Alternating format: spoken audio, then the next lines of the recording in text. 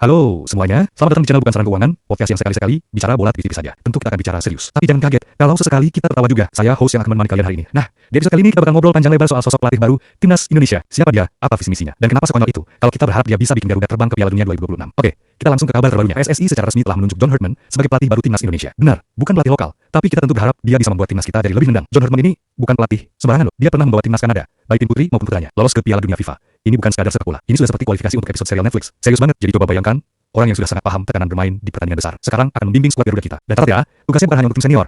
Dia juga akan memegang tim U23 Indonesia. Jadi bisa dibilang, dua tim dipegang oleh satu pria. Sebuah tanggung jawab yang luar biasa besar. Sekarang, mungkin banyak yang bertanya, kenapa ganti pelatih lagi?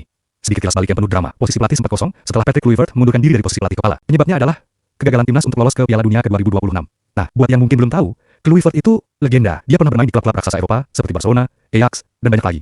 Masa karirnya sebagai pemain, wah, jangan ditanya legend, tapi nyatanya perannya sebagai pelatih timnas Indonesia ya mungkin seperti jodoh yang dulu kamu pikir cocok banget, tapi ternyata beda formasi. Dan sebelum Kluivert, kita juga pernah punya Sintayong. Pokoknya, kursi pelatih di timnas ini kadang suka berputar lebih cepat daripada komedi putar di pasar malam. Perputaran ini menunjukkan betapa tingginya ekspektasi dan tekanan yang ada di pundak para pelatih kepala timnas Garuda. Lalu, apa saja tantangan yang akan dihadapi Herdman di Indonesia? Ini yang menarik. Herdman datang di saat ekspektasi publik sedang tinggi-tingginya. Kita semua berharap dia bisa membangkitkan performa timnas, terutama setelah kualifikasi Piala Dunia kemarin tidak berjalan mulus. Tapi tantangannya bukan hanya soal taktik di lapangan. Ia juga harus memahami budaya sepak bola Indonesia yang unik, mulai dari para pemain, pelatih lokal, hingga supporter fanatik yang bisa bikin tribun GBK terasa seperti final Piala Dunia setiap pekannya. Ini bukan sekadar tugas besar. Ini tugas yang epik. Saking epiknya, kadang terasa seperti kita lagi nonton drama Korea yang panjang banget. Bukan cuma 16 episode, tapi sampai 160 episode. Herdman harus bisa beradaptasi dengan cepat, membangun hubungan yang baik dengan semua pihak, dan tentu saja memberikan hasil yang memuaskan. Di lapangan, meski banyak yang mungkin skeptis dengan pergantian pelatih ini, ada juga banyak alasan untuk kita tetap optimis. John Herdman punya rekam jejak yang terbukti. Dia punya pengalaman membawa tim yang sebelumnya kurang diunggulkan menjadi kompetitif di level dunia.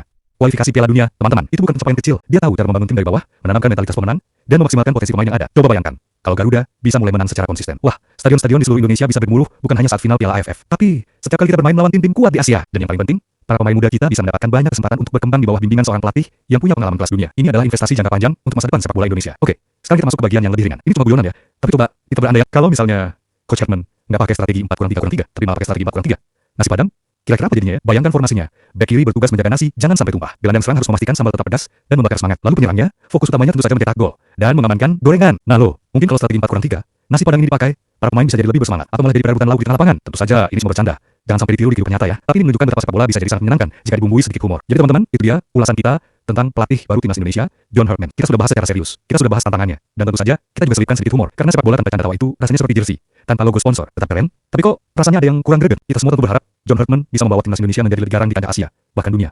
Harapannya besar, tapi bukan berarti mustahil. Kalau dia berhasil, mungkin suatu hari nanti kita akan bilang, itu pelatih bukan cuma pintar taktik, tapi juga pintar bikin Garuda terbang tinggi. Mari kita dukung penuh perjalanan baru timnas Garuda bersama pelatih baru. Terima kasih sudah mendengarkan Garuda Corner. Sampai jumpa di episode berikutnya. Tetap semangat, tetap cinta bola, dan jangan lupa pakai kaos Garuda kalian setiap hari. Siapa tahu bisa bawa hoki. Sampai jumpa.